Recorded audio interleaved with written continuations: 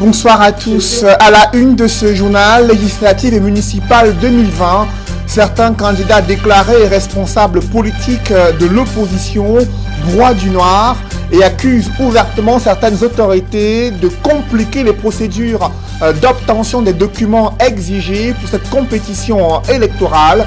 Dans un communiqué conjoint signé des responsables politiques du MRC, du SDF et du CRAC, ils interpellent le directeur général des impôts et les CAM sur les clarifications concernant la constitution des pièces exigées pour les législatives municipales.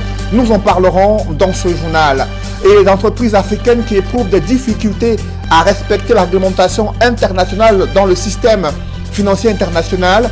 Un séminaire s'est tenu au JICAM afin de leur donner les clés pour comprendre comment mieux gérer ses comptes bancaires à l'international et effectuer des virements bancaires à l'étranger et la réglementation en termes de change dans la zone CEMAC. Nous en parlerons dans le chapitre économie du 20h.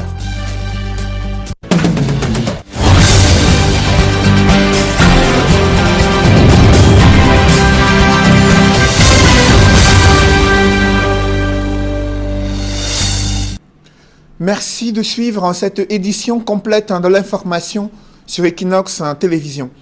D'abord, cette grogne des populations à Bafoussam, dans la ville capitale régionale de l'Ouest. Les populations sont sorties de leurs réserves pour dénoncer le non-paiement des droits d'indemnisation à la suite des projets routiers en cours de construction dans la capitale régionale de l'Ouest. Ils dénoncent le fait qu'ils ont été victimes d'expropriation et pourtant jusqu'ici leurs droits d'indemnisation n'ont pas été réglés. On fait le point avec Leclerc Sakem. Elles sont sorties en masse, les populations du village Caen, dans l'arrondissement de Bafoussam 1er, pour exprimer leur mécontentement vis-à-vis de l'entreprise en charge des travaux de bitumage de la voie de contournement de la ville de Bafoussam pour le stade Kwekon. Des principaux mobiles à l'origine de leur colère, la destruction du réseau d'eau et la non-indemnisation des personnes égarpies. Les maisons détruites, les terrains détruits avec les clôtures. Vraiment, on souffre. Ils ont demandé quelques places fabriquées. Croyez que dès d'aujourd'hui, l'argent peut venir. Ce n'est pas venu. Ils vont faire comment? Un papa avec 10 enfants, avec 3 femmes.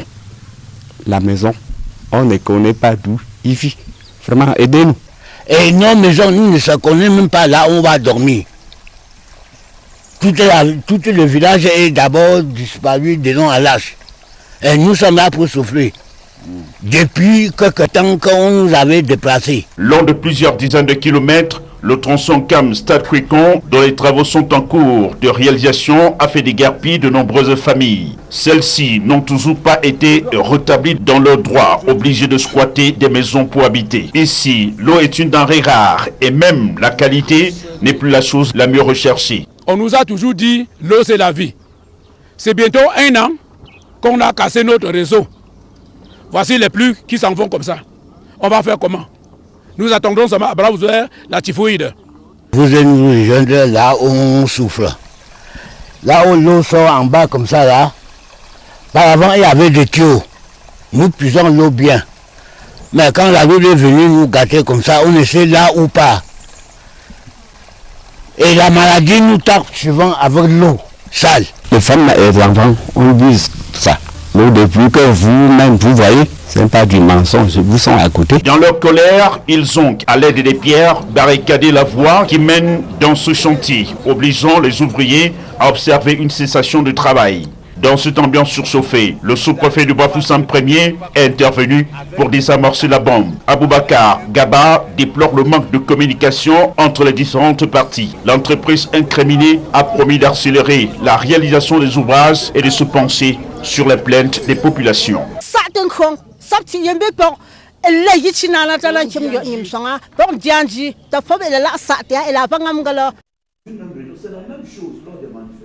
Le gouvernement éprouve-t-il des difficultés à réguler l'activité des mototaxis dans les principales villes du Cameroun après leur mouvement d'humeur dans la cité capitale?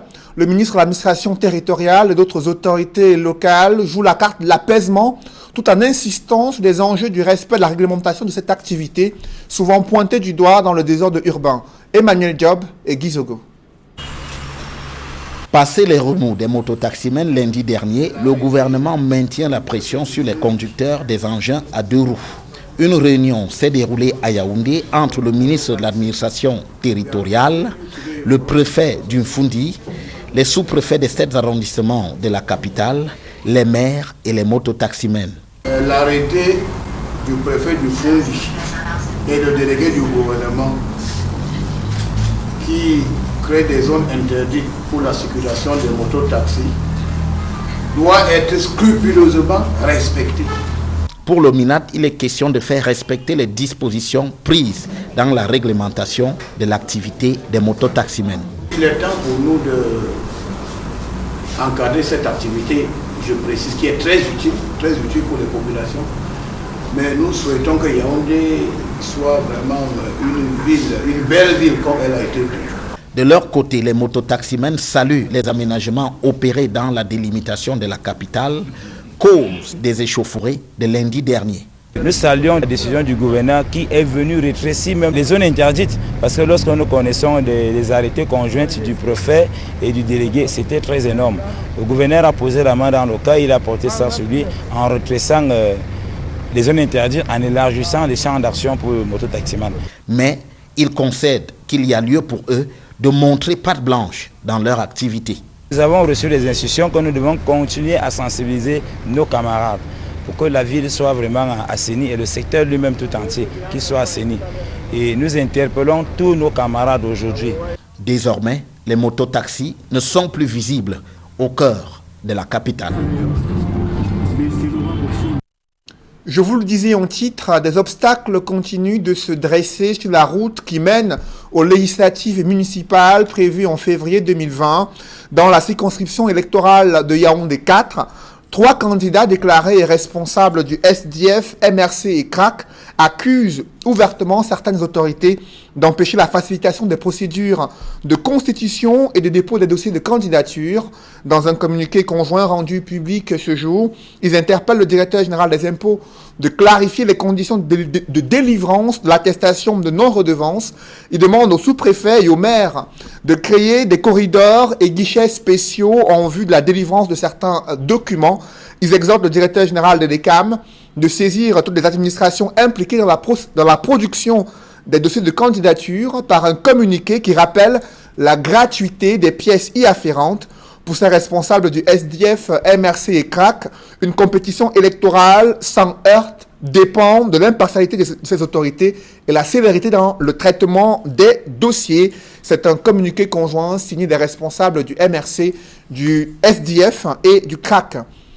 Dans le reste de l'actualité, l'ampleur des zones à risque préoccupe également les populations installées dans certains quartiers de la région du Nord-Ouest. Elles sont nombreuses qui se sont installées dans ces vallées et zones à risque où les éboulements de terrain pourraient subvenir dans les tout prochains jours.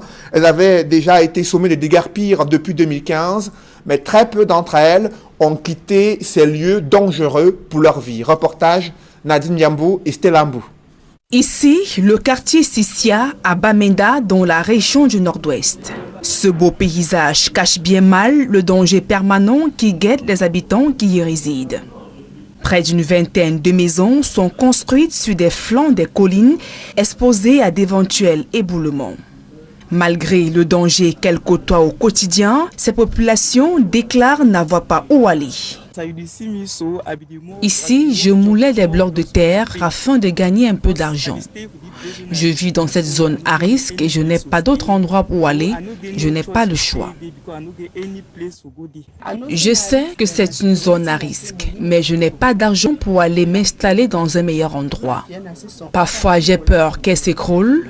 Là, il y a une colline et un terrain de jeu à proximité. Classées zone à risque, les populations du quartier Sissia avaient été sommées de déguerpir les lieux en 2015 en vue d'un projet d'urbanisation. 4 ans plus tard, rien n'a été fait. Elles se sont installées de la plus belle, minimisant les risques qu'elles encourent. Je sais que c'est risqué, je suis ici depuis plus de 10 ans. J'ai cette conviction qu'il ne peut pas avoir un éboulement à cet endroit. ceux qui vivent ici n'ont aucun problème. C'est une véritable épée de Damoclès qui plane sur les habitants du quartier Sissia installé en contrebas des collines de Bamenda 3e. Par ailleurs confrontés aux problèmes des routes et inondations du fait de la zone marécageuse. L'Union européenne multiplie les stratégies pour décourager des immigrés africains clandestins de rêver encore du périple du désert pour se rendre sur les côtes italiennes. Un projet de protection et de réintégration de ces ex-migrants a été mis en place. Et grâce à l'appui de l'Union européenne, l'Organisation internationale des migrants, près de 3500 jeunes ont bénéficié de cet accompagnement au Cameroun. Le point avec Élisée Bogba et Marcelin Gansop. À l'heure du bilan, le comité de pilotage de l'initiative pour la protection et la réintégration des migrants ne fait pas la fine bouche. Le projet conduit par l'Union européenne et l'Organisation internationale des migrations revendique un bilan assez satisfaisant. C'est une initiative qui a permis d'emblée le retour de plus de 3500 migrants camerounais qui étaient dans des situations de grande précarité au niveau des pays, notamment la Libye, le Maroc, l'Algérie, le Niger, pour ne citer que cela. Et donc pour nous, contribuer à travers les fonds fiduciaires de l'Union européenne à sauver, je dirais, la vie de 3500, dont certains seront certainement dans une situation dramatique, est une fierté du programme. Mais il ne s'est pas agi seulement d'accompagner et de faciliter le retour volontaire de ces ex-migrants. Le programme leur a surtout offert des opportunités de réintégration socio-économique. Sur ce plan aussi, le bilan n'est pas négligeable. La moitié parmi eux, soit plus de 1500, sont aujourd'hui en activité dans des domaines variés, notamment dans le domaine de l'agropastoral, dans le domaine de services. On a beaucoup de jeunes qui sont retournés faire des formations professionnelles. Certains jeunes sont aujourd'hui retournés pour reprendre l'école qu'ils ont abandonnée. Le projet, qui a démarré en 2017, ambitionnait de raccompagner 850 migrants sur 3 ans. Des projections qui ont été dépassées et qui augurent certainement de lendemains meilleurs. Des jeunes ex-migrants qui ont vécu des situations très difficiles, par exemple en Libye ou en traversant le désert, c'est eux aujourd'hui qui témoignent de ce qu'ils ont vécu et qui informent leurs compatriotes qui sont peut-être tentés par prendre ces risques. Beaucoup reste à faire, évidemment, mais je crois aujourd'hui la perception de la migration illicite et irrégulière a évolué un peu parce que les risques sont mieux connus et les techniques de ceux qui arnaquent littéralement les migrants sont mieux connus. Main dans la main, l'Union européenne et l'Organisation internationale des migrations veulent offrir aux ex-migrants camerounais une nouvelle vie, bien différente du calvaire et des humiliations vécues loin de leur territoire. La Banque européenne d'investissement compte multiplier les financements destinés au Cameroun, notamment les PME qui feront partie des principaux bénéficiaires, selon le chef de la délégation de l'Union européenne au Cameroun. Il s'exprimait ainsi lors de la présentation du nouveau représentant régional pour l'Afrique de la Banque européenne d'investissement. Le grec Nicolas Miliantis doit gérer un portefeuille de 515 milliards de francs CFA investis dans les secteurs énergétiques et agricoles au Cameroun. Sur la retombée de la coopération entre le Cameroun et cette banque d'investissement, je vous invite à suivre une attitude du ministre des PME, Achille Basilekin III. Alors il faut dire que la BEI est un acteur essentiel pour nous dans le cadre du renforcement de capacités des petites et moyennes entreprises et surtout de l'accès au financement des petites et moyennes entreprises. Et donc, nous sommes conscients de ce que, à partir du moment où la BEI a pour agenda de renforcer le secteur privé, nous au ministère des PME, nous sommes preneurs de tous les instruments. Donc nous avons des attentes spécifiques en la matière, très fortes, très importantes. Et j'en ai discuté d'ailleurs avec le représentant de la BEI. Nous sommes convenus de ce qu'on devrait organiser des sessions d'information, de dissémination des mécanismes et surtout des dispositifs de financement que la BEI met à disposition. Donc on aura des ateliers de vulgarisation sur les pratiques et surtout les dispositifs de la BEI à Yaoundé et à Douala, avec naturellement des confédérations patronales. Et donc c'est dire que nous allons jouer un rôle important dans cette dissémination parce qu'il s'agit en définitive de faire en sorte que les porteurs de micro-projets, les porteurs de petits projets, les promoteurs de PME, tous aient l'opportunité, comme c'est le cas des engagements que la BEI prend dans un certain nombre de pays. Dans ce chapitre, économie des entreprises africaines éprouvent des difficultés à se conformer à la réglementation en matière d'accès aux financements internationaux, réglementation de change dans la zone CEMAC. Pourtant, ce sont des facteurs décisifs pour améliorer les opérations commerciales et améliorer la productivité des entreprises. Un séminaire sur les techniques d'innovation et de conformité se tient à cet effet au JICAM à Douala. D'autres précisions avec Innocent Abega et Gladys Sidier. En Afrique, de façon générale, de nombreuses entreprises peinent à se mettre à jour en matière de conformité de la réglementation dans leur secteur respectif.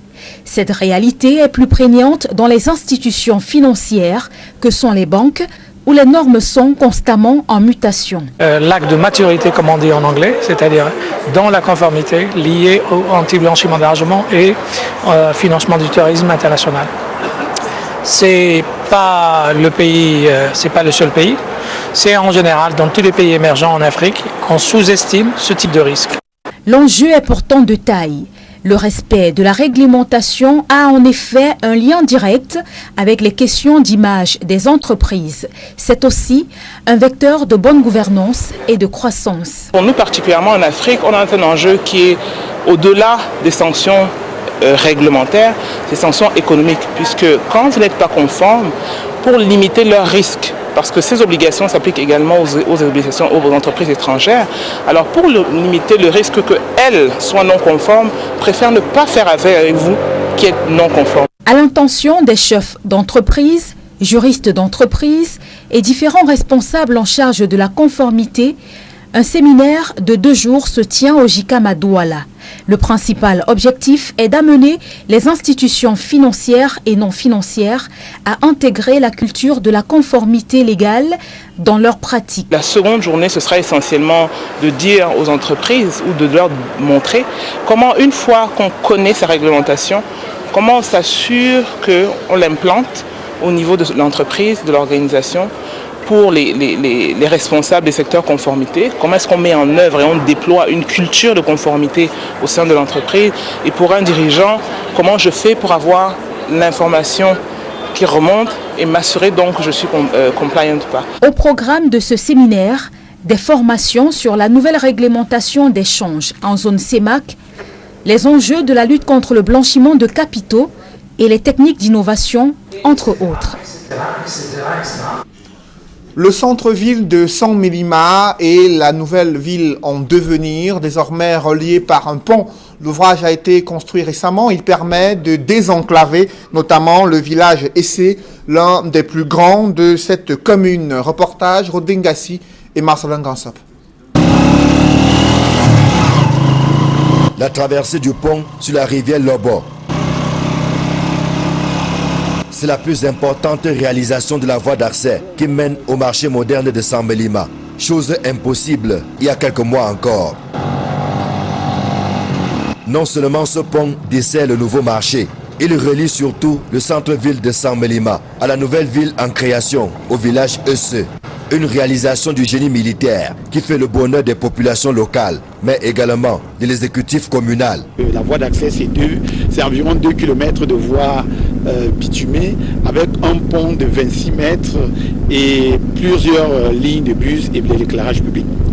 Il a donc fallu que ce pont soit construit pour que la voie d'accès au marché moderne de San Melima soit fonctionnelle et que cet espace marchand, dont la construction est achevée depuis 2016, soit enfin inauguré. Au four et au moulin, les sapeurs du génie militaire ont mouillé le maillot pour réaliser cet ouvrage dans une zone essentiellement marécageuse. Un exercice qui n'a pas été facile, mais le génie militaire est habitué à ce type de travaux. En plus de la route qui passe désormais, un système d'éclairage public a été installé tout au long de l'itinéraire.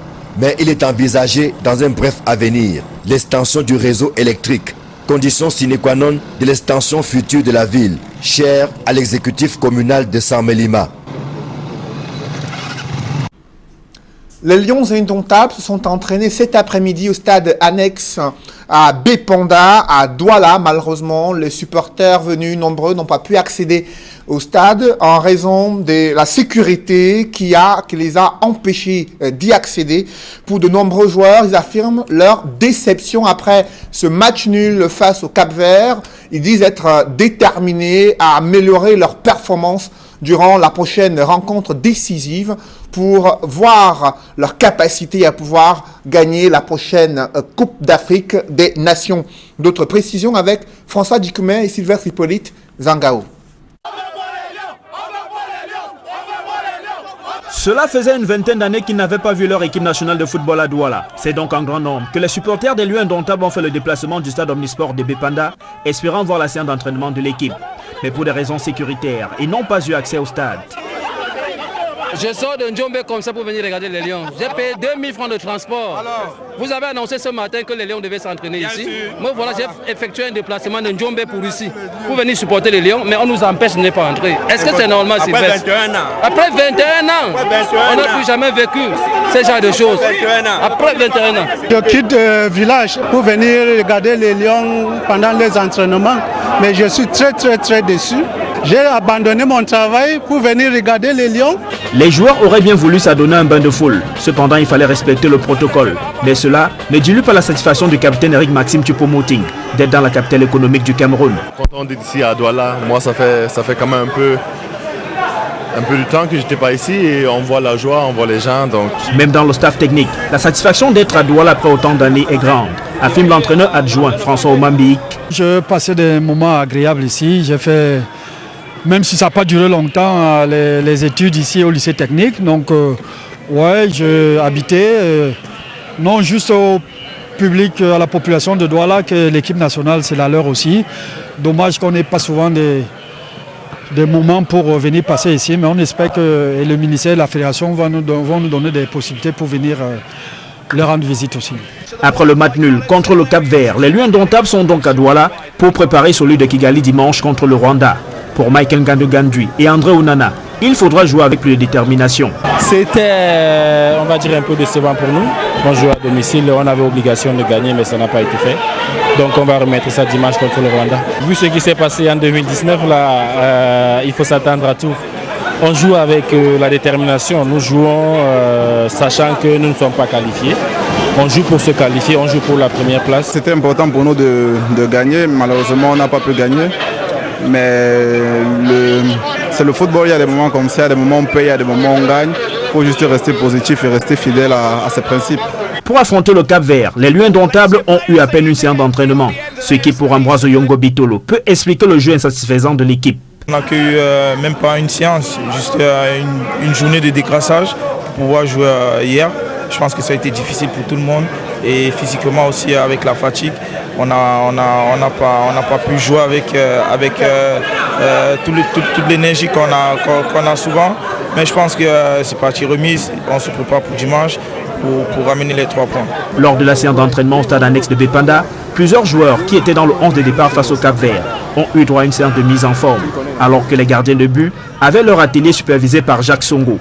De retour de blessure, et après avoir disputé quelques minutes du match contre le Cap-Vert, Vincent Aboubakar s'est entraîné avec le reste du groupe avant de regagner le bus avec ses coéquipiers pour retourner à l'hôtel. Quelques privilégiés, ceux qui travaillent sur le chantier du stade de la réunification, ont pu vivre ces moments. Je suis très fier de les avoir vus. Allez les Lions, nous sommes avec vous. L'émotion est au top niveau, Sylvestre. Je ne sais plus quoi dire, mais là, je veux bien dormir. Parce qu'on a tant vu à la télé, tant vu dans les médias internationaux. Aujourd'hui, c'est le live. Les supporters gardent donc beaucoup d'amour pour ces Lions indomptables. Reste donc maintenant à eux de répondre à leurs attentes par de bons résultats. Dans la tanière des Lions indomptables, l'ancienne gloire du football camerounais et qui est également entraîneur adjoint de cette équipe, François Omambiik, affirme que les Lions sont gonflés à bloc. Ils comptent gagner tous leurs matchs prévus dans ces éliminatoires sans tenir compte que le Cameroun est le pays hôte de cette CAN prévue en 2021. L'objectif est d'éviter des surprises désagréables vécues en 2019. Je vous invite à suivre François Omambiik, qui est l'entraîneur adjoint des Lions indomptables. Il n'y a pas de match de préparation, c'est des matchs officiels. Hein. Donc, on les prépare pour gagner. On a fait un 0-0 qui ne nous satisfait pas. On sait que le groupe a les qualités, mais bon, entre les championnats et les matchs de ces milieux de semaine, c'était proche pour pouvoir travailler quelque chose. C'est des professionnels, on sait là où nous voulons aller et on va continuer à travailler. On sait que ça ne va pas être facile, mais on va persévérer. François, dans les tribunes hier, c'était stratégique?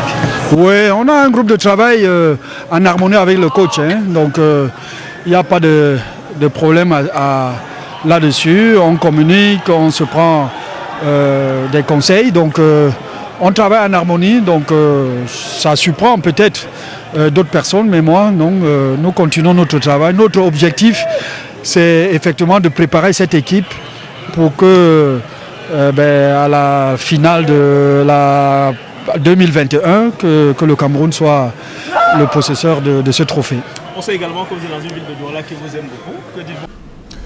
Mesdames, messieurs, c'est la fin de ce journal. Merci de l'avoir suivi. Juste après cette édition de 20h, retrouvez Serge Alain Autou et ses invités pour le débrief du journal sur le plateau d'Equinox Soir.